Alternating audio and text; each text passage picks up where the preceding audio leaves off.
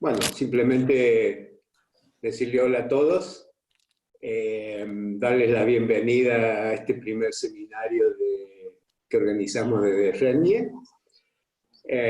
Como todos ustedes son parte ya de la red, digamos, no es necesario que yo les haga una descripción de quiénes somos y cuáles son nuestros objetivos en esta red de investigadores en economía. Solamente quiero mencionar que queremos generar un flujo de información de nuestros desarrollos entre los investigadores en economía de Argentina, de tal manera de intentar generar un intercambio de los investigadores con intereses comunes, lo cual nos dará un enriquecimiento de nuestros trabajos. La verdad que muchas veces conocemos más de los trabajos de investigadores de otras nacionalidades que de los propios argentinos. Y por eso creemos que esta red va a generar un conocimiento de las investigaciones y los desarrollos de argentinos que están o en Argentina o en algún lugar del mundo. Este flujo de información creo que nos va a fortalecer en nuestros trabajos. Y para generar esto, en principio tenemos algunas acciones que hemos ido generando y vamos a seguir generando. La primera de ellas es la colección de documentos de trabajo, y los invito a que envíen sus nuevos desarrollos a esta colección. La segunda es esta serie de seminarios, en el cual este es el primero. Y bueno, pronto generaremos otras acciones para poder generar este flujo de información entre nosotros. En este primer seminario tendremos 3 expositores. María Santos, de la Universidad del Sur y CONICET, Luciano Campos, de la IE University, y Nicolás Garrido, de la Universidad de Diego Portales. La metodología será que cada expositor tendrá 15 minutos continuados, y luego al finalizar habrá oportunidad de preguntas breves con respuestas breves. Las preguntas deben ser enviadas por chat y levantar la mano en esta manito azul que aparece por ahí, de tal manera que yo pueda tener un orden de la gente que quiere preguntar, y entonces al cabo de las 3 exposiciones le iré dando la palabra para que hagan su pregunta en forma oral al investigador que corresponda. A los presentadores les avisaré cuando les queden 2 minutos sobre los 15 minutos de su exposición. Y bueno, la verdad que muchas gracias por participar, y bueno, en realidad vamos con los protagonistas. Entonces, digamos, en primer término, María Santos, de la Universidad Nacional del Sur y CONICET. Bueno, adelante. Muchas gracias, buenos días a todos. Les voy a compartir mi pantalla para hacer la presentación. ¿Se ve? ¿Lo pueden ver? Bien. Sí. Bueno, es un honor para mí estar con ustedes hoy para inaugurar estos seminarios. Quiero aclarar que esto no es un paper, les aclaraba a los organizadores, son simplemente algunas ideas de las cosas que yo trabajo en función de la situación que estamos atravesando. ¿Por qué importa la pobreza multidimensional? Bueno, el mundo tiene un acuerdo en el logro de 17 objetivos de desarrollo, como ustedes saben, de los cuales el primero es erradicar la pobreza. Y no solo el primero, sino que también es un objetivo transversal a por lo menos 10 de los 17 objetivos, si no a todo de una u otra manera. Bueno, se me está pasando solo. Los primeros 2 metas del primer objetivo son erradicar la pobreza monetaria medida con $1.90 al día, Y el segundo es justamente reducir al menos a la mitad la proporción de personas en pobreza multidimensional con arreglo a las definiciones nacionales, cosa que es un poco difícil de monitorear porque cada país puede diseñar un índice diferente, ¿no? Antes de la llegada del COVID, el mundo ya no estaba en el sendero de reducción de la pobreza monetaria. Se esperaba que para el 2030 todavía iba a haber un 6% de la población mundial bajo la línea de pobreza de $1.90 al día. Con la llegada del COVID, esta proyección se hace todavía un poquito más oscura, ¿no? Porque se espera que esto era lo que se proyectaba antes del COVID, ahora se espera, por ejemplo, que para el 2020 estemos en un 8.8, es decir, la cosa se parece un poco más difícil de lograr. Y en términos de la pobreza multidimensional, como les dije, la práctica no está haciendo mirar los índices nacionales, que además no todos los países lo tienen, si bien cada vez son más los países que tienen un índice, hay al momento unos 12 países con un IPM nacional, pero sí puede mirarse el IPM global que publica OFI, que ayer sacó las estimaciones 2020, que es un índice que tiene indicadores no monetarios, cubre 3 dimensiones: salud, educación y estándar de vida, y 10 indicadores, y mide no solo la incidencia, sino la incidencia ajustada por intensidad, es decir, que da un poco menos, ¿no? Porque, a menos que haya una intensidad del 100%, da menos. Intensidad es, en promedio, cuántas privaciones experimentan los pobres. Antes de la llegada del COVID, si uno mira los países para los cuales se puede, para los cuales se tiene estimaciones de pobreza multidimensional en el tiempo, 47 países estaban en el sendero de reducir a la mitad el IPM, y la incidencia ajustada, no la incidencia per se, pero 18 países estaban fuera del sendero, algunos de ellos los más pobres. Y cuando se hacen simulaciones basadas en los efectos anticipados de la pandemia, solo sobre 2 indicadores, nutrición y asistencia escolar, lo que obviamente se hacen diferentes escenarios y se puede llegar a retrotraer a niveles de pobreza multidimensional de hace 10 años en el peor de los casos y en el mejor de los casos 3 años.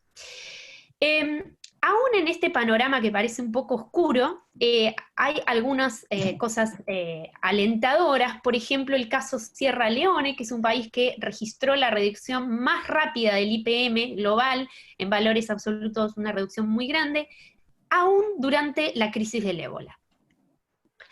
Entonces, uno podría pensar, la Agenda 2030 se va a reprogramar en el marco de esta crisis, y la respuesta de Naciones Unidas ha sido que no, que los ODS tienen que alcanzarse igual, y que hay que mantener las premisas de los ODS. Y en este informe, que es muy interesante, que se sacó en abril, señalan que es crítico realizar un mapeo rápido pero comprensivo de quienes están en mayor riesgo de ser dejados atrás, y en particular evaluar cómo están privados de múltiples maneras, ¿no?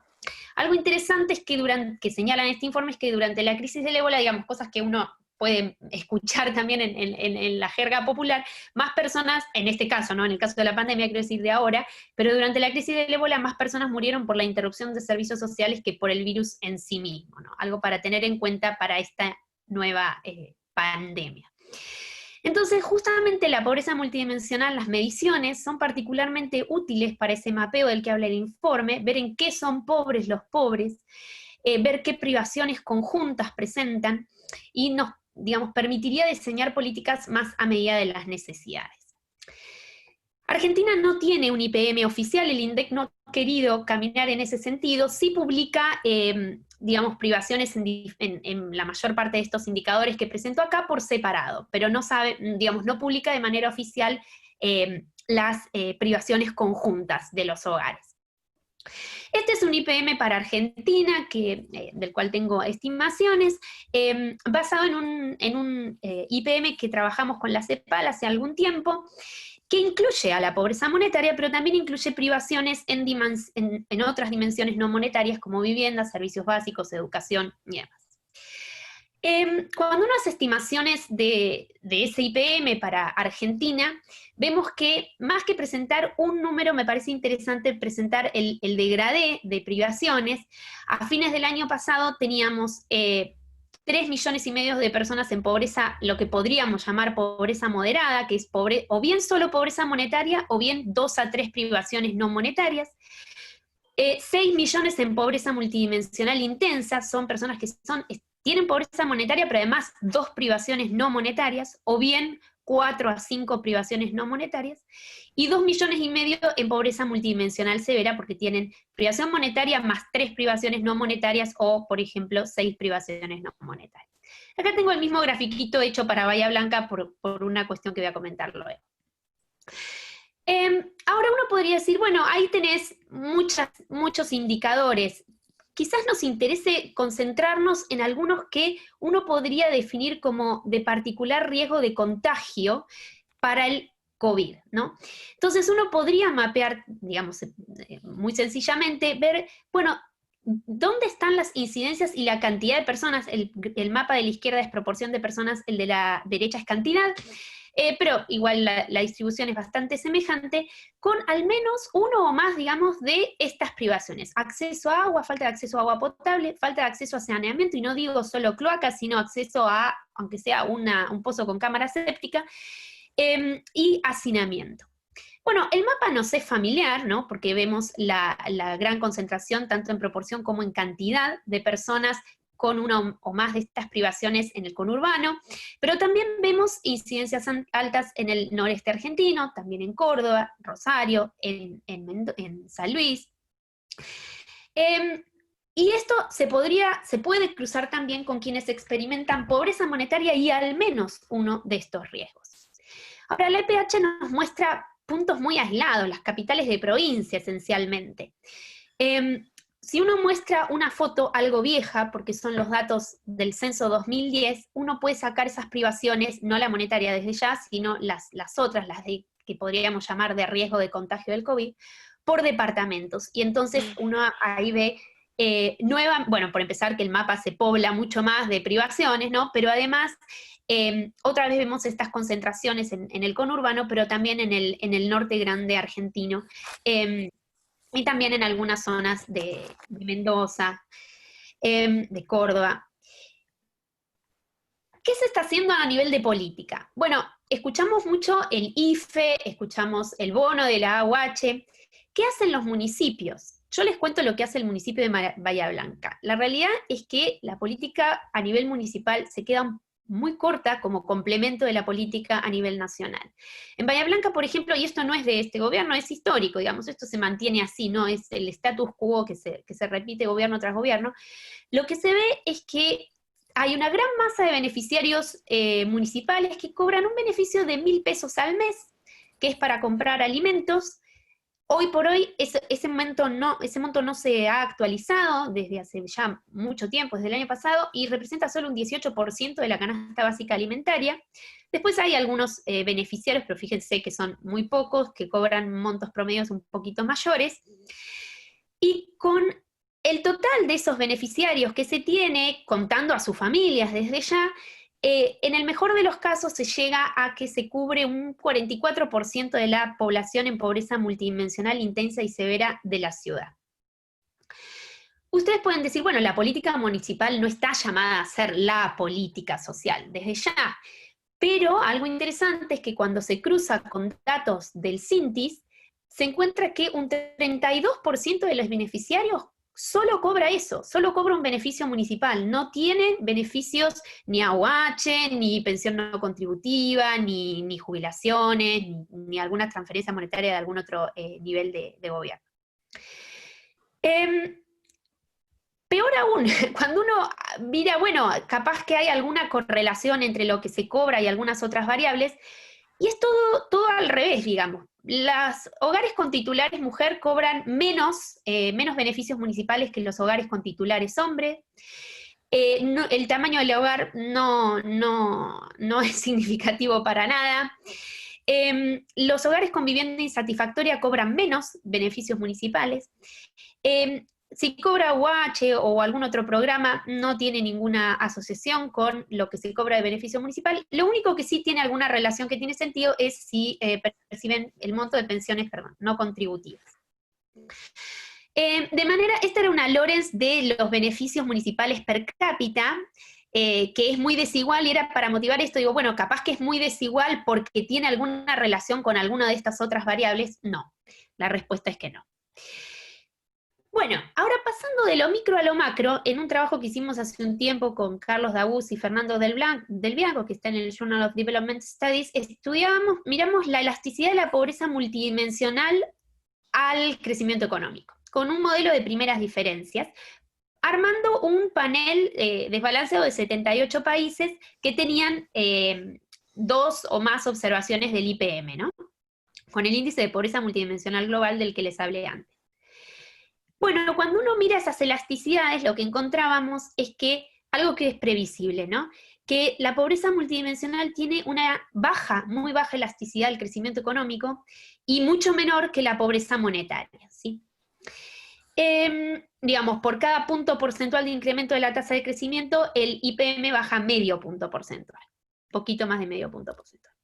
Entonces, para terminar, algunas reflexiones que se me vienen es, bueno, algo que se está diciendo, que todo el mundo dice, ¿no? La pandemia puso al descubierto de manera más cruda la desigualdad y la pobreza en el mundo y en nuestro país también, y también expone de manera más cruda las debilidades de la política pública. Como les contaba, la política municipal no está llamada a ser la protagonista de la política social, pero sí quizás el eslabón que debería completar la cadena y en todo caso lograr esos beneficios, digamos, provistos por la administración nacional para las personas que no lo tienen, parece fallar en llegar en ese sentido.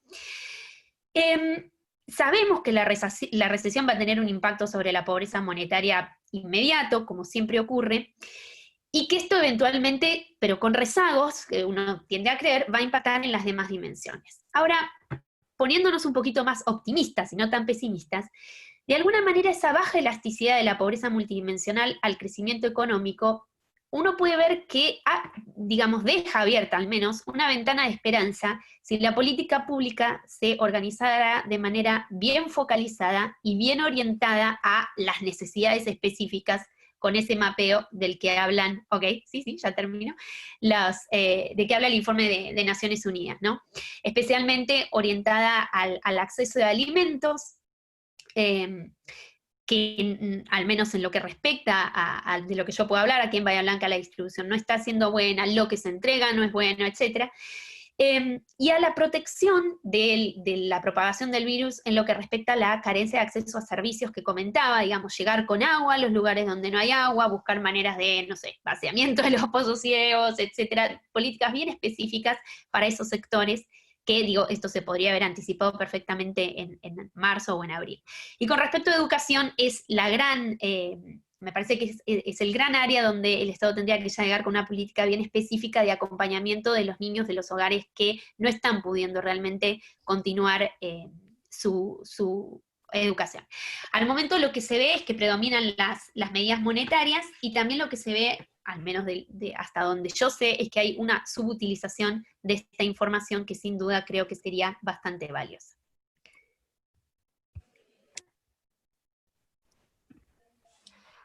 Bueno, muchas gracias, María. Nuestro próximo orador será Luciano Campos, por favor.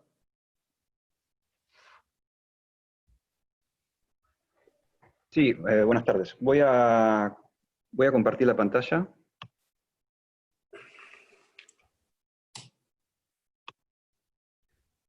Bueno,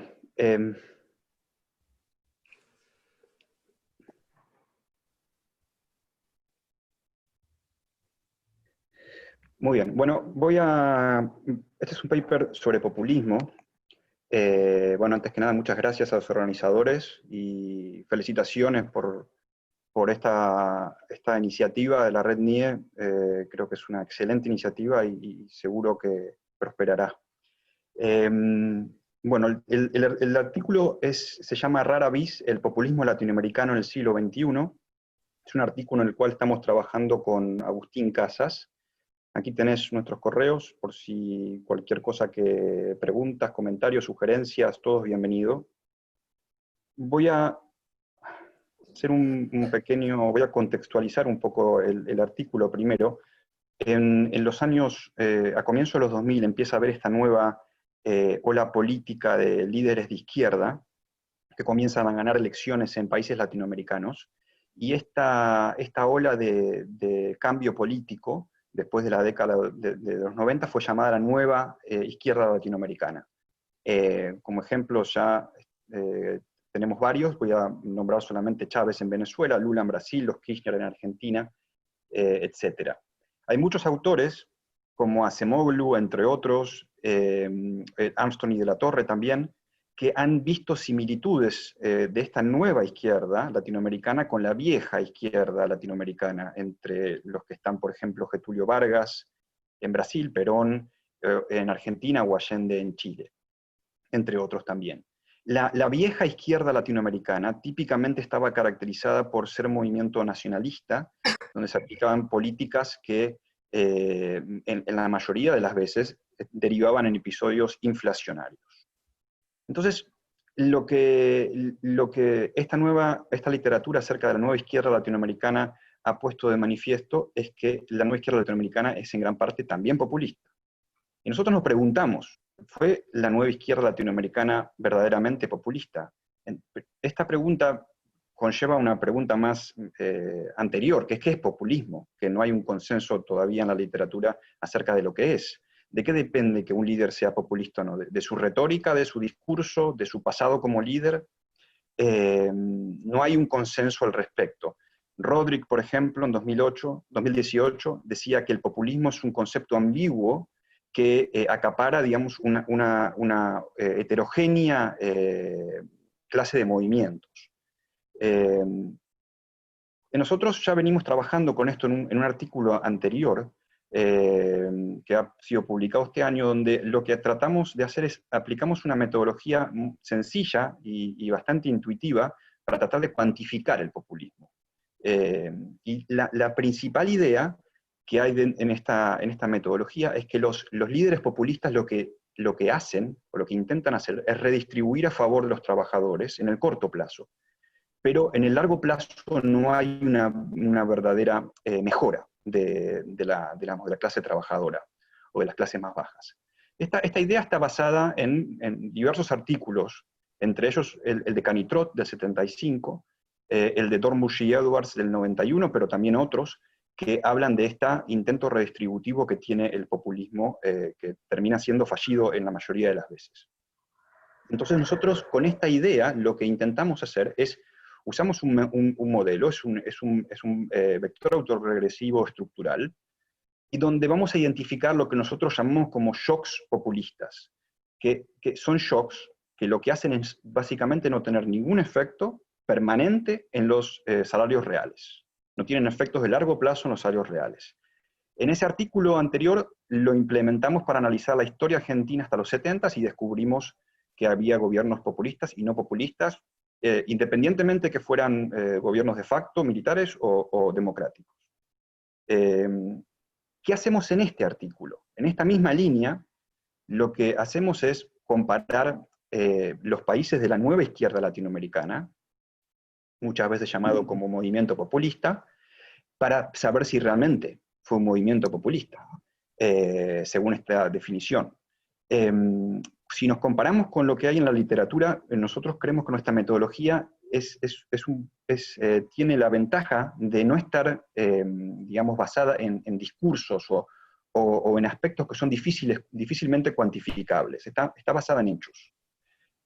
Y esto nos permite cuantificar el populismo, no solamente decir si es o no, pero cuán populista es un líder. En general, nuestros resultados, déjenme adelantarles, no indican que haya habido un populismo generalizado en la izquierda latinoamericana, a diferencia de lo que se ha llamado por default a este movimiento. Brevemente les comento cuáles son nuestros casos de estudio. La nueva izquierda latinoamericana está Brasil, gobernada por Lula y Rousseff, Argentina por los Kirchners, Uruguay por Tabaré Vázquez y Mujica, Bolivia por Evo Morales, Perú por Alan García, que ya había sido presidente en los 80s, de alguna forma es el nuevo populismo volviendo, y Ollanta Humala, Nicaragua, Daniel Ortega, un caso similar al de Alan García, que vuelve a ganar las elecciones en 2007, después de haber gobernado en los 80 en Nicaragua, Ecuador con Rafael Correa y Lenín Moreno, y el gran ausente que tenemos es Venezuela, porque no tenemos los datos suficientes para analizarlo. Entonces, vamos a también incluir otros países de Latinoamérica que no son típicamente caracterizados dentro de la nueva izquierda latinoamericana, pero para completar y hacer más robusto el análisis, metemos también a Chile, Colombia y México. Por tanto, tenemos prácticamente todos los países, digamos, económicamente relevantes en Latinoamérica. Brevemente os comento la metodología. Lo que utilizamos es un vector autorregresivo. Esta Y mayúscula, Y mayúscula, es el vector de variables endógenas. Tenemos una matriz de coeficientes estructurales, B, con un cierto rezago, L, y vamos a identificar estos shocks, que van a ser denominados por E. En una identificación base utilizamos dos variables. La W minúscula son los cambios en los salarios reales, y la W mayúscula son los cambios en los salarios nominales. Entonces esto nos va a permitir identificar en la matriz de largo plazo dos shocks diferentes. EI, que es un shock de productividad, y EP, que es lo que nosotros llamamos shock populista. ¿Cuál es la clave para identificar, basándonos en Canitrot, Dornbusch Edwards y otros? Que el shock populista no tiene efectos de largo plazo permanentes en los salarios reales. En cambio, los shocks de productividad, sí. En una identificación alternativa, agregamos otra variable, que es la variable Y, que son los cambios en el IPN, Índice de Producción Industrial, como un proxy de actividad. Esta identificación alternativa la hacemos básicamente para separar y no confundirnos shock populistas con shock de demanda. Los shock populistas en la matriz de largo plazo continúan sin tener efectos permanentes en los salarios reales, pero los shocks de demanda, ED, pueden potencialmente, cuando ven un punto es que no hay ninguna restricción en ese coeficiente, pueden tener potencialmente efectos de largo plazo en los salarios reales. Y esto está basado en varios modelos que se resumen en el trabajo de Keating 2013, que son modelos donde se dice que los shocks de demanda potencialmente pueden tener efectos permanentes en variables reales. También utilizamos para distinguir del shock de productividad del shock de demanda la matriz de corto plazo. Aquí lo que hacemos es una restricción no de exclusión, sino una restricción de signos, donde basándonos en un libro de texto, decimos que el shock de productividad sube la cantidad, el producto, pero baja los precios, por tanto sube el salario real, mientras que un shock de demanda sube el producto, pero hace que suban los precios, por lo tanto baja el salario real. Ahora pasamos a los resultados. Recordemos que en nuestro modelo nosotros clasificamos al populismo según la política salarial que tienen los gobernantes. Entonces, lo que suponemos, basados en estos artículos que os comentaba anteriormente, es que bajo un gobierno populista, lo que hacen los populistas es que subir los salarios nominales, ¿no? Está dentro de sus facultades, mediante diferentes mecanismos, ya sea interviniendo en la mesa de negociación, ya sea subiendo los salarios de los empleados públicos, pero lo que suponemos entonces es que si el gobierno realmente fuera populista, estas subas de salario nominales deberían estar afectadas por shocks populistas, que son shocks, recordemos, que no tienen efectos permanentes en los salarios reales. Entonces lo que vamos a hacer ahora es un contrafáctico, y nos preguntamos, ¿cuál hubiese sido la evolución de los salarios nominales si no hubiesen existido shocks populistas? Y esto es lo que, esta es digamos, la slide principal donde mostramos los resultados. Entonces déjenme comentarles brevemente qué es lo que les estoy mostrando aquí. Aquí tenemos nuestros 10 países de Latinoamérica, prácticamente todos de la nueva izquierda latinoamericana, salvo esos casos que os comentaba anteriormente, y vemos la evolución de los salarios nominales en línea continua. En línea discontinua vemos el contrafáctico de nuestro modelo base, es decir, cuánto hubiesen evolucionado los salarios nominales de haber estado ausentes los shocks populistas. Y en línea punteada pueden ver el contrafáctico, pero utilizando el modelo alternativo, donde también incluimos los shocks de demanda. Por tanto, cuanto mayor es la diferencia de la suba del salario nominal con su contrafáctico, mayor populismo hubo. Entonces, esto para resaltarlo, lo que hacemos es sombrear la diferencia que hay entre las subas del salario nominal. Solamente nos focalizamos en las subas y su contrafáctico, es decir, cuánto hubiese subido de haber estado ausente ese shock populista. Por tanto, cuando veamos una área sombreada, oscura, más clara, es que eso quiere decir que ahí tenemos populismo solamente para el modelo base. Cuando vemos una área sombreada oscura, eso quiere decir que vemos populismo que es robusto también a la identificación alternativa. Es decir, en conclusión, cuanto más área oscura vemos en un gráfico, más seguros podemos estar que esa subida de un salario nominal respondió a digamos, un shock populista, una política de salarial populista. Así, viendo a grandes rasgos el gráfico, podemos ver que en general no vemos un populismo generalizado. Sí hay casos, por ejemplo el de Bolivia, el de Ecuador, aislados, o Brasil, donde se ven ciertas áreas grises que pueden indicar que hubo incrementos salariales populistas. En el caso de Argentina, quizás es el que tiene más presente, pero no vemos un fenómeno en principio diseminado en toda la región. Esto nos permite hacer una clasificación en tres tipos de países. En el primero tenemos países como Nicaragua, Perú, Uruguay, Chile, México, Colombia, donde hay muy poco populismo. Aquí cabe resaltar que países como Nicaragua, Perú y Uruguay habían sido denominados dentro de la nueva izquierda latinoamericana como populistas. En un segundo caso tenemos algunos países donde sí se observan ciertos eventos de políticas populistas, en el caso de Bolivia, Brasil y Ecuador, pero no lo consideramos significativo. Países que también habían sido englobados dentro de la nueva izquierda latinoamericana y calificados como populistas anteriormente. En todo caso, el único país donde sí se observa un populismo significativo en alguno de los años es en Argentina. Vale, ya termino. Es para concluir nomás, digo que lo que hemos hecho, tenemos un artículo en el cual intentamos ver si la nueva izquierda latinoamericana, que típicamente es analizada como un fenómeno populista en gran parte de la literatura, pero nosotros creemos que esta calificación responde a un criterio más que nada vago, que es digamos, el carisma de los líderes, sus discursos, su pasado como líderes, si eran sindicalistas, si no lo eran, etc. Nosotros lo que intentamos hacer es proveer un método que sea sencillo y que sea fácilmente utilizado para comparar entre países, donde se puede identificar y sobre todo cuantificar el populismo. La identificación está basada en el argumento hecho por muchos economistas que los populistas redistribuyen en favor de los trabajadores sin efectos de largo plazo en la distribución real del ingreso. Entonces, para esto utilizamos un vector autoregresivo en un modelo base con solamente dos variables, salarios nominales y reales, y nos permite identificar shocks de productividad y shocks populistas. Una identificación alternativa, agregando una variable que sea proxy de producto, como es el índice de producción industrial, nos permite identificar también shocks de demanda para limpiar un poco nuestra estimación de populismo. Nuestra conclusión general es que no ha habido un fenómeno generalizado de populismo en la nueva izquierda latinoamericana. Muchas gracias.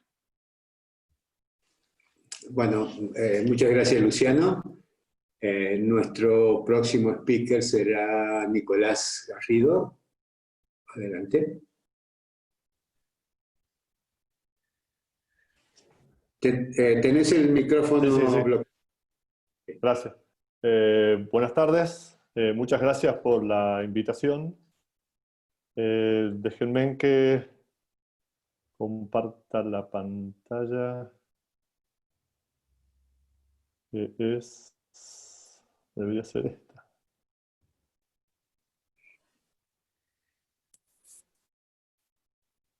Ahí están. Estamos, sí. Sí, ¿no? Bueno, un poco el título de este seminario era Economía computacional y el análisis de los efectos del COVID, que de alguna manera era para contarles una serie de documentos de trabajo sobre los cuales estamos desarrollando sobre los problemas del COVID. Pero puntualmente yo me voy a enfocar en uno de ellos. Y este más bien tiene que ver con que hay en las fases tempranas de los procesos de pandemia, los esfuerzos no son tanto en la parte química, en términos de vacunas o drogas para reducir los efectos de las enfermedades, sino que más bien en las fases tempranas todas las estrategias son de hacer cosas afuera de la química, como por ejemplo la cuarentena, a la cual estamos sometidos todos, digamos. Y en eso en particular, posiblemente uno de los efectos, una de las primeras acciones que se toman es la de cerrar las escuelas, ¿no? Si uno mira los datos de UNESCO, ahí tienen ustedes en morado los países que tienen sus escuelas cerradas completamente.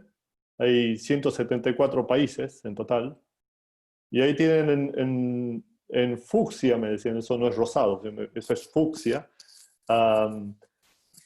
Los países que tienen cerradas sus escuelas localizadas, ¿no? En áreas específicas del país y no en todo.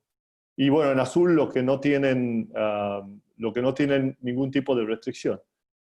Hay muchas dudas sobre el efecto, sobre el efecto del cierre de los colegios, ¿no? Hay muchas dudas porque hay efectos positivos y efectos negativos. Sabemos que hay un efecto, hay efectos sobre problemas de aprendizaje, hay muchos lugares donde los colegios son fundamentales para la nutrición. Hay inclusive dinámica en los hogares, hay una gran cantidad de dinámica en los hogares que tiene que ver con hogares monoparentales, hogares donde ambos padres trabajan y los niños no van al colegio. Es una enorme cantidad de problemas. Hay una serie de costos económicos que están ocultos y que aparecen rápidamente frente al cerrar los colegios. Hay un gran incremento en la tasa de deserción, hay problemas de aislamiento social en los niños, ¿no? Hay problemas de profundización de la desigualdad, no es lo mismo el acceso que tienen diferentes familias, diferentes núcleos familiares a la posibilidad de aprendizaje virtual o de aprendizaje en línea, que realmente se profundizan las brechas de desigualdad. Hay un trabajo en Lancet que describe todos estos efectos potenciales, digamos, que tendrían los cierres del colegio. Pero bueno, todo esto lo hacemos en pos del efecto positivo que se supone que tiene en términos de salud pública, ¿no? Entonces, un poco este trabajo lo que se proponía era tratar de desarrollar alguna referencia en términos de, o un modelo en términos de cuál es el efecto de cerrar esta asistencia cara a cara a las escuelas, ¿no? Y en el marco de lo que yo fundamentalmente trabajo en términos de método, que es esto que así ampliamente llamamos economía computacional, ¿no? Y entonces yo me voy a saltear un poco todo lo que es la revisión de literatura y demás, para ir directamente a la especificación. Básicamente esto es un modelo de agentes computacionales donde piensen que hay n individuos heterogéneos que tienen 3 grupos de atributos. Por un lado tiene atributos demográficos como género, edad, el lugar donde viven, la composición del núcleo familiar, la composición de la vivienda donde viven. Hay núcleos familiares hay más de un núcleo familiar en una misma vivienda en algunos casos. Por otro lado tiene el estado de salud, ¿no? Y por otro lado, cada individuo pertenece a organizaciones donde se producen los contagios. Hay 2 grupos de organizaciones, permanentes y temporales. Las permanentes tienen que ver con hogares, viviendas, empresas formales, empresas informales, carreras terciarias y universitarias, jardines de infantes, escuelas primarias, escuelas secundarias. Esas son organizaciones permanentes, los individuos pertenecen allí dependiendo de todos sus atributos. Y después hay organizaciones temporales que tienen que ver con sistemas de transporte y todo lo que es recreación, ¿no? Entonces lo que hacemos es, o lo que hago es tomar, y acá viene todo este mundo computacional, digamos, y de grandes volúmenes de datos, porque lo que se hace es tomar del censo todos los datos. Ahí les pongo una región que es como una provincia en Chile, una provincia en Argentina, digamos, una región que se llama la región de Aysén, la tomo porque es la más pequeña. Y entonces aquí ustedes tienen, en la columna tienen los municipios que tiene la región, y entonces esto es la población de cada una de esas regiones con el número de hogares que tiene y cuántos trabajadores tiene. cuántos estudiantes en colegios primarios y secundarios y cuántos en colegios terciarios. Entonces lo que se hace es, se crea un individuo para cada uno de estas personas. Y entonces la calibración básicamente es crear un individuo desde el censo del 2017 en Chile. Entonces se crea un individuo para cada caso. Por otro lado, tenemos el dato del Servicio de Impuesto Interno, del número de empresas que hay en cada municipio, con el número de trabajadores que tienen. Entonces lo que se hace es, se hace el vínculo entre los trabajadores del censo y las empresas del Servicio de Impuesto Interno. Por otro lado, se tiene el número de escuelas primarias y secundarias con el número de estudiantes que tiene cada uno. Entonces, con eso se vinculan, ¿no?, las personas que están identificadas en los hogares y en el censo a los colegios. Entonces se recrea de alguna manera juntando datos de diferentes fuentes, datos administrativos, se recrea en este ambiente de simulación la vida de cada individuo con los datos que corresponden. También agregamos a eso las carreras universitarias por universidad. Entonces también, de nuevo, haciendo vínculos entre los hogares y las carreras universitarias. Y también el número de vehículos que tienen los hogares, cruzando información de la municipalidad, que es el impuesto a la patente del automotor, con la información que tenemos de hogares. Entonces se junta todo eso para crear un ambiente.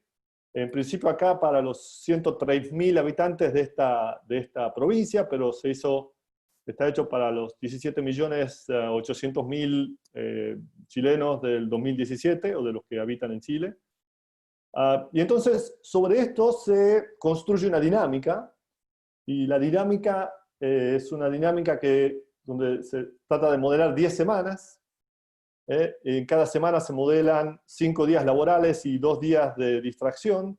Entonces, acá para verlo rápidamente, en un día laboral se modela que la gente está en su casa, luego se sube al sistema de transporte según lo que tiene como capacidad de transporte y va o al trabajo o a educación, luego toma el transporte nuevamente y va a algún lugar de recreación, y luego toma el transporte y vuelve a su casa, y los días se repiten de esa manera, los días de trabajo.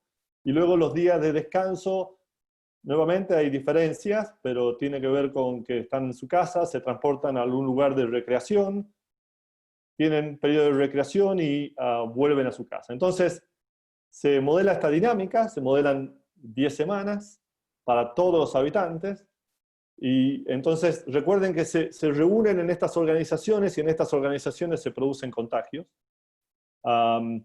Se sigue un modelo epidemiológico estándar, un CID estándar, con un poco más de estados, digamos, para poder seguir la historia de cada uno de los individuos.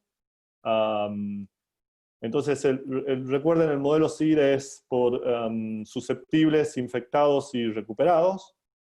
Entonces, hay una serie de parámetros que están calibrados a partir de información de salud, ¿no? Son todos estos parámetros que ustedes ven que capturan las transiciones. Los estados que están en rojo son estados en los cuales los individuos pueden contagiar. Y entonces, recuerden, en las organizaciones se juntan según estos estados, y según los estados de los individuos se produce un contagio con alguna probabilidad. Y entonces lo que se hace luego es los datos a nivel individual que generan cada una de las simulaciones. Lo que se hace es, para presentar los datos, se estima un modelo CIR macro, esto es el modelo CIR de variables macro, de manera de estimar el R0. Y entonces, aquí tienen una síntesis de los resultados. Fíjense, en azul está el modelo calibrado para tener un R0 de aproximadamente 2 en promedio. Estos son con 45 simulaciones que se hace para cada estado, es decir, 45 ejercicios de Monte Carlo con el sistema educacional activo y sin el sistema educacional activo. Esto se hace usando la infraestructura que hay en Chile del laboratorio de alta performance computacional, que es una buena infraestructura para poder simular estas cosas. Y entonces, lo que uno observa es que al cerrar el sistema educativo, hay un efecto sobre el R0 que incrementa la varianza. No necesariamente se reduce en la cantidad, pero sí se incrementa la varianza. Y efectivamente lo que ocurre es que se aplana la curva. Acá podemos ver en azul está con el sistema educativo y en naranja está sin el sistema educativo. Hay este efecto de que la curva que se aplana. Podemos ver muchos otros resultados. Acá tenemos en esta tabla los lugares donde las personas se contagiaron. Seguimos la historia de donde las personas se contagiaron y uno puede ver que con el sistema educacional donde la gente más se contagia son en sus hogares. Una vez que traen los virus se contagian más en los hogares. Y lo que ocurre es que cuando cerramos el sistema educativo la gente se sigue contagiando más en los hogares y mucho en los tiempos de recreación. Si miramos esto por grupo etario, el efecto importante en términos de cambio con respecto cuando tenemos el sistema educativo funcionando, si sacamos el sistema educativo, lo que ocurre es que el número de contagios aumenta en términos relativos sustancialmente en lo que es los momentos de distracción, ¿no? Entonces, básicamente, de aquí nos movemos a hacer análisis de contrafactual. Hay una controversia importante sobre si los niños son un vector de difusión o no. Hay un artículo en Nature, una gran cantidad de autores que describen la posibilidad, cuántos son capaces de contagiar los niños y cuántos son susceptibles de ser contagiados. Y entonces, si efectivamente los niños tienen una menor probabilidad de contagiar, lo que nosotros tenemos para analizar son como 4 escenarios.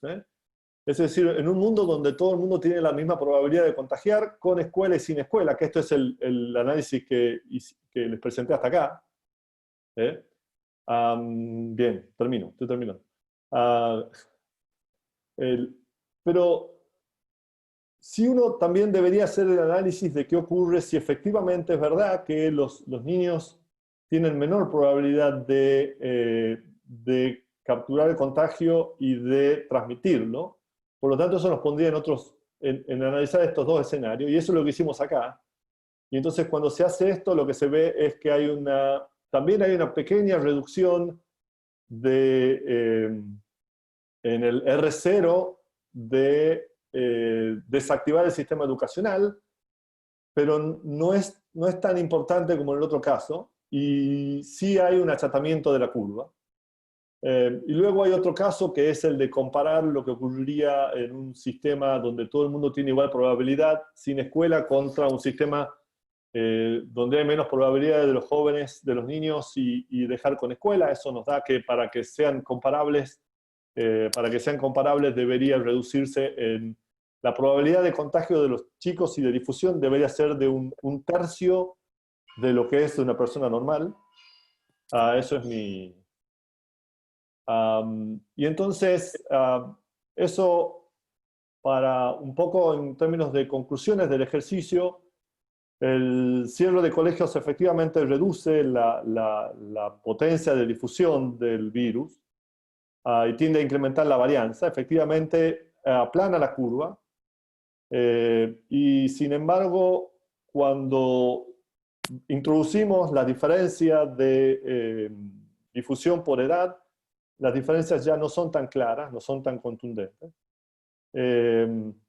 Encontramos que para que sea comparable cerrar las escuelas, donde todo el mundo contagia de forma igual, contra dejarlas abiertas las escuelas en un mundo donde los niños contagian menos, los niños deberían contagiar un tercio de lo que contagia una persona normal, y ahí no habría problema en dejar los colegios abiertos.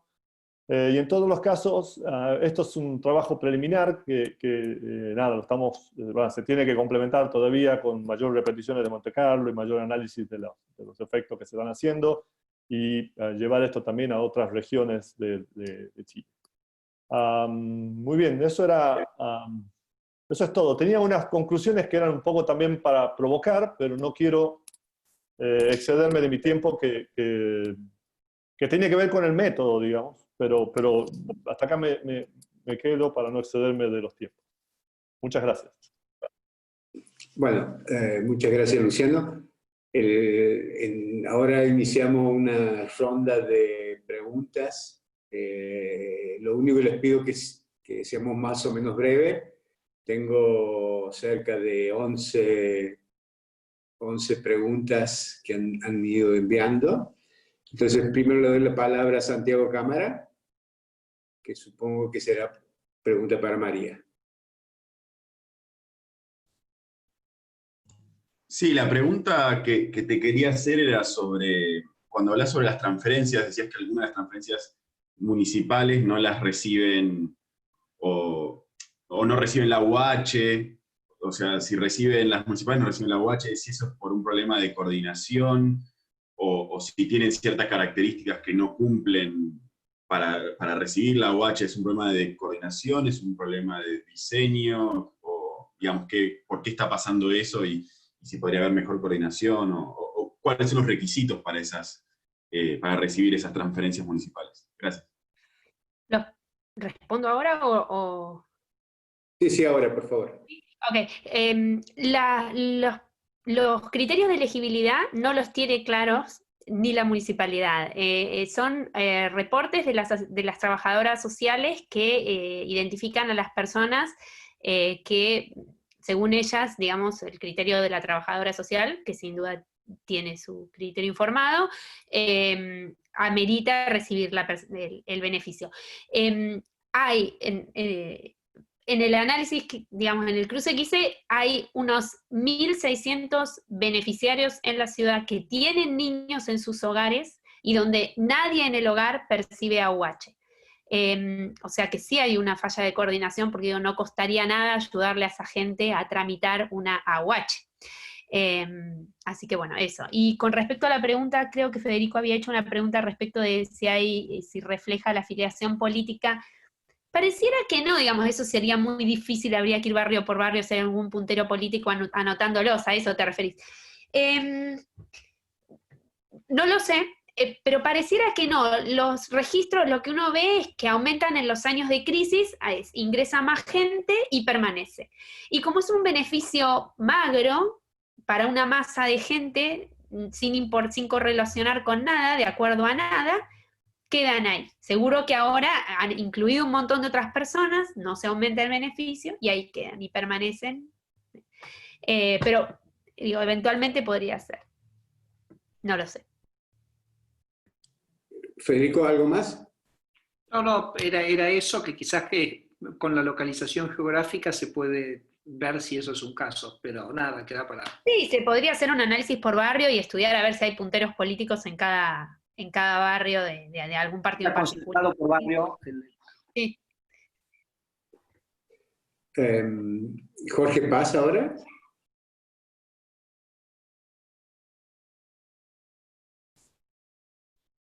Jorge. No tengo preguntas, pero aprovecho una que pensaba hacerle. ¿Estamos acumulando para cualquiera de los expositores? Bueno, voy por orden, digamos, simplemente bueno, decía que pensaba, tenía el mismo pensamiento, pero si quería agregar algo. No, está. Bueno, Federico. No, yo simplemente hice unos comentarios a Luciano, creo que estamos hablando de, digamos, que es como un poco raro, digamos, definir el populismo como por una definición de fracaso necesariamente, que es que no aumenta el salario real, ¿no? Entonces, me parecía como un poquito raro, y después lo otro que me llamó la atención es que, por ejemplo, en los modelos de Blanchard y Qua, que fueron los primeros de Structural Bars, justamente los shocks de demanda se identificaban porque no tenían un efecto de largo plazo bueno, en ese caso en la economía, pero también podría ser en los salarios reales, ¿no? Entonces me confundió un poquito los supuestos de identificación. Sí, con respecto a la primera, quizás va un poco a lo que es el alma de nuestra definición. Nosotros lo que intentamos hacer es abstraernos de toda la personalidad del líder, ¿no? Entonces un líder puede ser populista quizás por su carisma, lo que fuera, y ser exitoso, como tú dices, ¿no? Entonces por eso tratamos en cambio nosotros, es verdad, quizás podríamos decir líderes populistas exitosos y líderes populistas no exitosos. Sería otra forma de llamarlos, digamos. Con respecto a lo de Blanchard y Qua, es el artículo de Keating un poco discute con Blanchard y Qua después le responde. Entonces, básicamente lo que hace este artículo es hacer una revisión de los modelos en los cuales se basa para decir que los shocks de demanda pueden llegar a tener efectos de largo plazo en las variables reales. Entonces, es verdad que si esto no es así, bueno, nuestra identificación es errónea. Entonces, ahí ya no podríamos distinguir los shocks populistas de los shocks de demanda. Pero si confiamos en esta crítica a Blanchard y Qua y nos basamos en eso, sí es la forma que nos permite poder distinguir ambos shocks, que se nos ha ocurrido hasta el momento, digamos. Ok, gracias. Osvaldo Meloni. Ahí está, hola, ahí está. Sí, no, en tu modelo, Luciano, es crucial el cómputo del salario real. Yo lo que me preguntaba es si es que tuviste en cuenta en el cómputo del salario real, por ejemplo, lo que se hace en Argentina, que era pisar las tarifas de los servicios públicos, que después tuvo consecuencias deleterias más adelante para toda la economía. Y si es que ese fenómeno, que solamente conozco en Argentina, se veía también en otros países. Nosotros calculamos, gracias por la pregunta, nosotros calculamos el salario real haciendo salario nominal menos la inflación, con lo cual el tema de las tarifas, si entra dentro del cómputo de la inflación, estaría de alguna forma incluido. Lo hicimos también para el resto de los países, o sea, para el resto de los países. Eso es una de las ventajas que tiene esta metodología, porque había una pregunta también por ahí, por lo que me estaban haciendo, acerca de las transferencias. Es complicado encontrar datos de países latinoamericanos. Idealmente estaría bien incluirlas. En cambio, salarios nominales y salarios reales, o sea, salarios nominales e inflación se consiguen para todos los países que estamos estudiando. Y por eso, eso es una de las ventajas de esta metodología, que no requiere muchos datos. Muchas gracias. Gracias. Gracias. Pedro. No, a ver, justo mi comentario y el de Sebastián había sido por el lado de las transferencias, digamos, en la historia reciente de América Latina, quizás por el boom de los commodities, es que los países, o digamos, considerar como populistas en América Latina, utilizaron básicamente o en mayor medida políticas de transferencia y no tanto de políticas de salarios. Por supuesto, por el tema de que se encontraron una gran cantidad de flujos de recursos por el boom de los commodities. Es una circunstancia histórica, quizás en el largo plazo eso no es siempre posible, pero en la historia reciente de Argentina y de algunos de los otros latinoamericanos, el populismo se manifestó básicamente por medidas de transferencias, más que por mejora de salarios reales. Quizás. Totalmente. Si ese es el caso, es populismo que no estamos logrando detectar. Digamos, supongamos un país, Ecuador, que aprovechó el boom de commodities, hizo unas grandes transferencias, y esas grandes transferencias no se vieron reflejadas en incrementos de salarios nominales, ni en el sector público, ni en el sector privado, entonces eso no lo podemos captar. En realidad, para ser riguroso con el horario, digamos, ya es la 1, y entonces un poco concluiríamos. Hay una serie de preguntas. Yo me quedaré para pasarle la palabra a los que se quieran quedar, y los expositores, si no quieren permanecer, bueno, no lo dicen y concluimos aquí. Entonces, digamos, en principio, el el horario del seminario terminaría. Seguiría un poco ciertas preguntas y respuestas un poco más informales, pero yo sigo con el listado del chat, y los que se quieran ir, muchas gracias por participar, y los que se quieran quedar serán bienvenidos. Entonces, digamos, la próxima pregunta es de Sebastián Freile. Sí, hola, va en la misma línea que lo que argumentó Pedro, así que ya está resuelta con lo que mencionó Luciano. Gracias. Muy bien. Tony Murphy. ¿Tommy? ¿Se fue? No, la pregunta mía venía a los mismos datos que había mencionado Meloni hace un ratito sobre los datos. Tenía curiosidad si no se pueden conseguir datos de salarios estatales, es decir, si uno podría tener acceso a esos datos que podría ser capaz más interesantes para ver el impacto. Es decir, la pregunta, a mí me encantaría ver más heterogeneidad en el tipo de datos que tenemos de salarios. Entiendo la dificultad de conseguir datos, pero capaz que si se puede conseguir alguna estimación de datos del sector público, capaz que ahí uno puede ver un poco más de sensibilidad al tipo de hipótesis que están armando, ¿no? Pero realmente muy interesante de todos modos, ¿no? Simplemente era eso. Sí, gracias, Tommy. Está bien el punto. Es difícil, como tú dices, conseguir datos separados, sector público, sector privado, para todos los países de la muestra, pero sí para algunos. Entonces, por ejemplo, en Argentina sí.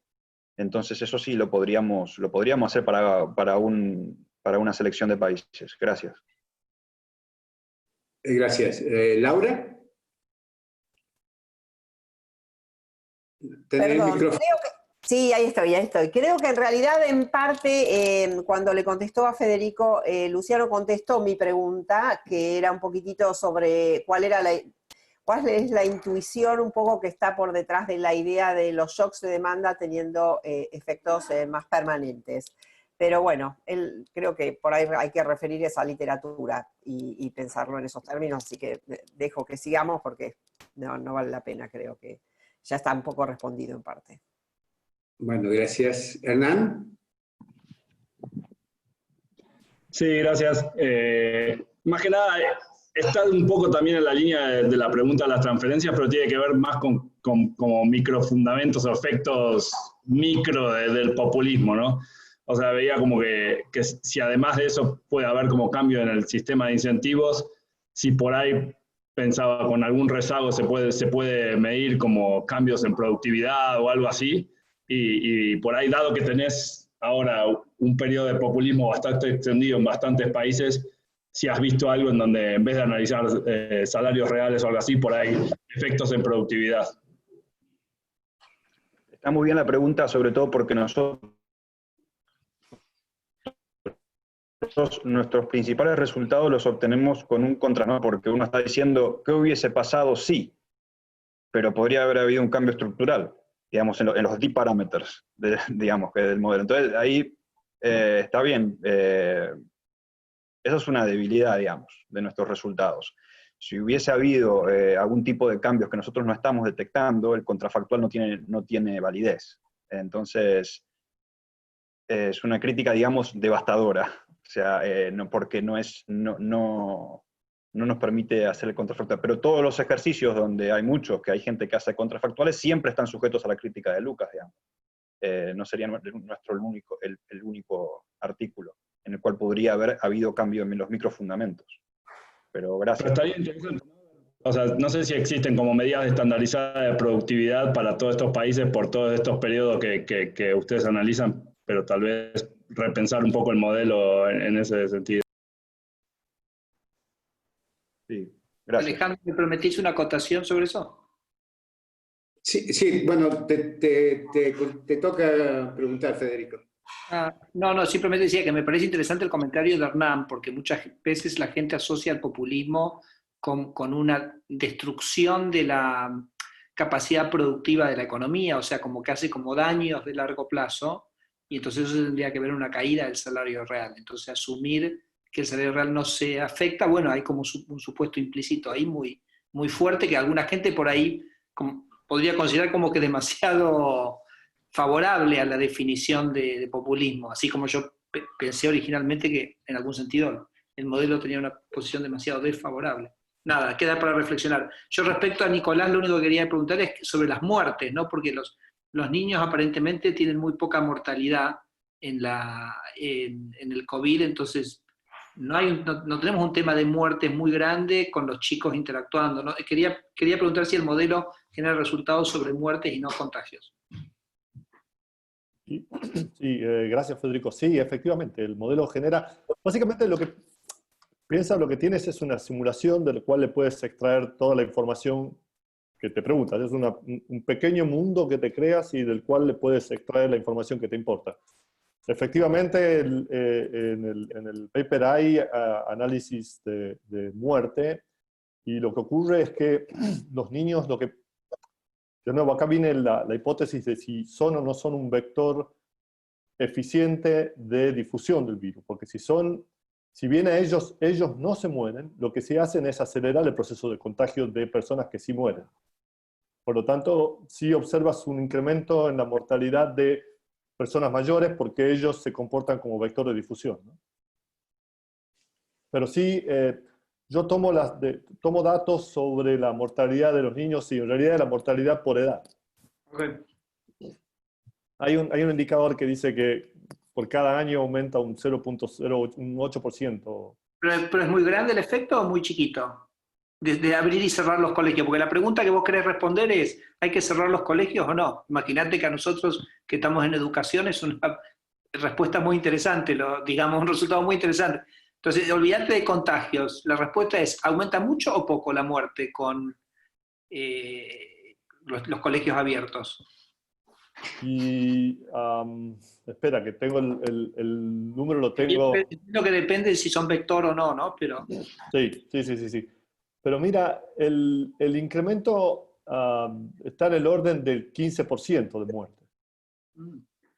Okay. Ahora, lo que pasa es que lo que yo exploro es todo el periodo. Entonces esto es el 15% en un momento, pero luego esto se suaviza. Ahora, depende de cuál es el supuesto que vos tenés sobre la capacidad del sistema de salud. Tema en el cual no lo he modelado.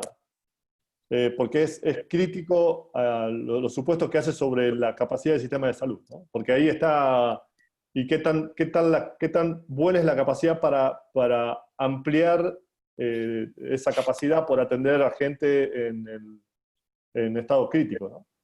Así que también depende mucho de eso. Yo lo que supuesto es que hay un stock constante de muertos de capacidad, y cuando pasas ese stock, esas personas rebalsan y generan muertes. Pero hay una dinámica por parte del sistema de salud que no está modelada, que es importante modelarla, ¿no? Porque no es solamente los infectados con el COVID, sino que también son la gente que no puede ser atendida, etcétera. Todo este efecto que ya todos lo conocen, que yo no lo modelo. Por eso es que solamente los datos están presentados desde el punto de vista de contagios, ¿no? Porque significaría modelar toda la otra parte, pero es perfectamente realizable. Bueno, muchas gracias. Luciano.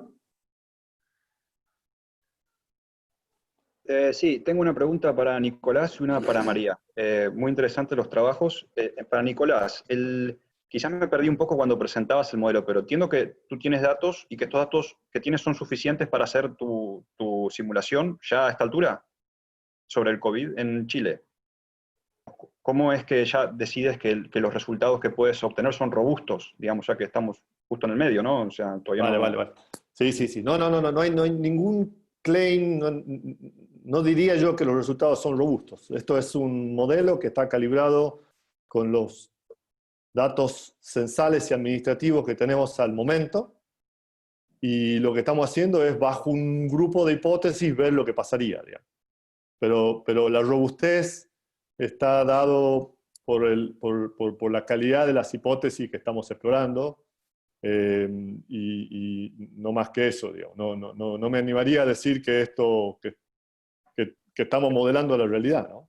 O sea, lo que sí es que estamos probando bajo un grupo de hipótesis sobre datos censales y datos administrativos, y esas hipótesis tienen que ver con cuáles son los mecanismos que funcionan, qué es lo que esperamos que pase. Vale, gracias. Y tengo una pregunta también para María, que en un momento de tu presentación tú decías que hablabas de la elasticidad que habías medido entre el incremento de la pobreza, o la disminución de la pobreza, y el incremento del crecimiento económico, ¿no? Por lo que entiendo. Entonces, tú decías que había un crecimiento la elasticidad era baja, porque al crecer un 1%, la pobreza solamente caía un 0.5%. ¿Es baja con relación a qué, digamos? ¿A otros países? ¿A modelos teóricos? Es que yo no conozco mucho sobre ese tema, por ejemplo. Esto era un promedio para un conjunto de países, no era Argentina. De hecho, Argentina no está en la muestra, porque no puede calcularse el IPM global. Así que eran 78 países en desarrollo. Es baja en sí misma en el sentido que es menor a 1, pero además es baja con respecto también cuando se le compara con la elasticidad de la pobreza monetaria, que está en 2, 2.7, bueno, depende qué medida de pobreza uses, qué línea de pobreza uses, etcétera, ¿no? Por supuesto, todo esto incide, pero siempre es mucho más alta, y nosotros en el trabajo igual también computamos con pobreza monetaria, y sí nos daba muchísimo más alta. Ahí tenía una diapo que mostraba 4 elasticidades, porque también con diferentes medidas de pobreza multidimensional y por ingresos también. Porque yo, sin saber mucho el tema, digamos, uno esperaría ver que cuanto más pobre es el país, más alta es la elasticidad, ¿no? Me imagino. Cuanto más rico el país, pues la elasticidad más baja, o sea, más rico, digamos, menos pobre. Sí, bueno, muchas de estas cosas se sacan con datos cross-country, ¿no? Entonces, esos estudios por país solo lo admiten algunos pocos países, China, India y algunos más. Sí, podríamos pensar en eso. También uno podría analizar cómo cambia en periodos recesivos y en periodos expansivos, y cambia la elasticidad al crecimiento. Es una pregunta en muchos sentidos empírica, y que va cambiando, depende de las muestras y de los periodos que tomes. Ok, gracias. Federico, no sé si aún quieres preguntar, porque me parece que ya lo hiciste antes, pero adelante. Ya estoy yo. Bien. Jorge Paz. Sí, era una pregunta, bueno, buena parte ya se ha respondido, digo, pero para Luciano, si habían tenido en cuenta el sector informal, digo, porque cuando evaluás el comportamiento del salario, me parece fundamental incorporar el tema del comportamiento del sector informal.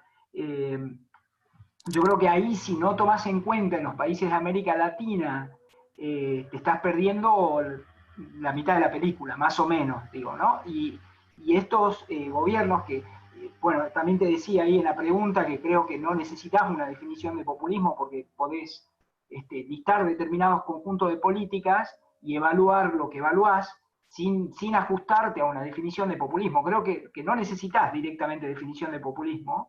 En eso, bueno, me parece que se ganaría mucho diciendo, bueno, las políticas que se implementaron incrementando el salario, qué sé yo, del sector formal de alguna manera, tuvo un efecto, bla, bla, bla. Pero, digo, esa era la pregunta, si habían tenido en cuenta esto, pues la CEPAL tiene estimaciones de salarios del sector informal, ¿no? En la base de datos de CEPAL-Stat hay información sobre salarios del sector informal. Bueno, gracias, no lo sabía, la verdad. Vamos a ver eso. Así que es un buen punto. Nosotros no los tomamos en cuenta, tomamos en cuenta solamente los salarios del mercado laboral, digamos, formal. No informal, claro. Pero es un buen punto. Gracias. Tommy, ¿tenés algún comentario? Porque se refiere también a las muertes. Pero creo que salió Tommy. Tommy se fue y mandó un chat diciendo que no, que se retiraba. Ok. ¿Pedro?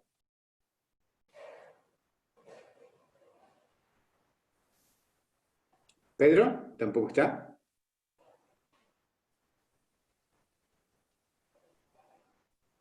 Puede ser. Bueno, Jorge. Bueno, yo ya pregunté, ¿ya está? Perfecto. Bueno, Tommy se fue. Hernán. Sí, a mí me importaba porque me parece, no sé, en algún lugar en tu modelo, por ahí me perdí rápido, pero que había una probabilidad como de reunión y de transmisión, ¿no? O sea, y me parece que con escuela o sin escuela, la probabilidad de reunión o transmisión de los padres no es la misma, ¿no? O sea, los chicos en la casa hacen que los padres se tengan que quedar en la casa, excepto, por ejemplo, la gente que no puede, trabajadores esenciales, ¿no? No sé cómo lo meterías este cambio en el contrafactual en tu modelo, pero me parece que puede hacer una diferencia grande. Bueno, no, en el modelo sí se toma, ¿no? Porque efectivamente, ¿te acordás que había un viaje? Hay un viaje que hacen los padres al colegio que ya no se hace. Entonces esa parte y lo que significa el viaje al colegio y después tiene que hacer un viaje al trabajo. Pero ese viaje al colegio no lo hace, por lo tanto, en principio no tendrías... a ver, eso es lo que se está capturando. Hay muchos otros mecanismos adicionales, probablemente, ¿no? Pero digamos, el que no se está activando cuando haces el contrafactual es el viaje de los padres de su casa al colegio, con la reunión que tienen en el colegio y la vuelta del colegio a su casa. ¿Sí? Pero efectivamente hay muchos otros canales que no se está capturando, ¿no? Efectivamente, sí. Ahora, en datos internacionales debe haber un poco, ¿no? Con la reapertura de escuelas o algo así, como qué probabilidad hay que si te reabren la escuela vuelvas a trabajar en una oficina, por ejemplo. No lo he visto, pero no lo sé, no lo he visto. No lo he visto. Hay mucho sobre la probabilidad hay muchos esfuerzos sobre la probabilidad de contagio que tienen los chicos. Y hay mucho de medición del impacto económico del cierre de las escuelas. Pero no a ese dato así en particular, no lo he visto. Hernán, yo creo que eso lo podrías captar por el índice de movilidad de Google o algunos de esos indicadores que se podrían captar, y me parece muy importante lo que está planteando Hernán, conectado con la discusión que se venía teniendo acerca de la mortalidad, ¿no? Yo creo que la mortalidad debes tener muy pocos casos de mortalidad en Chile, digo, con la base de datos quizás de Chile no podrías captar ese efecto, pero este tema de la vuelta a la casa también expone a las personas mayores a mayor mortalidad, digo, ¿no? Ahí por ahí tenés un efecto de la mortalidad tomando en consideración este tema, ¿no? Sí, yo recuerden que la mortalidad para mí es otro problema de modelarse, porque recuerden que hay que modelar también el lado del sistema de salud. Por eso es que, digamos, yo he tomado solamente una capacidad fija, lo cual es una sobresimplificación, digamos. Por eso prefiero no hablar tanto de eso en esto. Pero efectivamente, o sea, un poco para mí la presentación de esto es esto de presentar un modelo que lo vas enriqueciendo de diferentes formas, ¿no? Y entonces estos procesos de enriquecerlo a través de los índices de movilidad, por ejemplo, lo estoy haciendo para calcular el impacto económico. O sea, con la misma base, el mismo modelo, la misma calibración, que es el censo, y el censo de empresas, juntar censo de empresas con censo de personas y comenzar a usar información adicional para obtener otros datos, como por ejemplo la caída de actividad económica, ¿no? Pero sí, efectivamente es una buena cosa irlo juntando con todos los indicadores de movilidad que tenemos. Sebastián. Ya se retiró Sebastián. Ok, lo que pasa es que estoy viendo parte de la pantalla, perdón. Laura. Sí, no, ahí a mí me interesaba preguntarte si pudiste también ver un poco una combinación, digamos, de escuelas abiertas con restricciones a lo que tiene que ver con el ocio, digamos. Claro, no sé cómo lo podés medir vos, pero porque evidentemente lo de leisure parece ser importante para el contagio. Entonces, no sé, para pensarlo en términos de diseño de políticas, ¿qué resultaría, digamos, de una combinación de ese tipo? Seguro, no lo he hecho al ejercicio, Laura, pero el espacio está para hacerse. Lo que creo que es importante es que de nuevo, digamos, es un modelo para jugar y ver cuáles son los efectos, pero como bien decía Luciano, me parece, yo no diría que esto es, no son los datos de la, a ver, los resultados no son, obvio. No son realidad, es guía de política, digamos, pero no es realidad, ¿no? Claro. O sea, ojalá después podamos probarlo y demás, pero bueno, algunos datos de estos lo estamos utilizando, digamos, para guiar, pero bueno, nada, con todas las limitaciones que esto significa. Perfecto. Gracias, perfecto.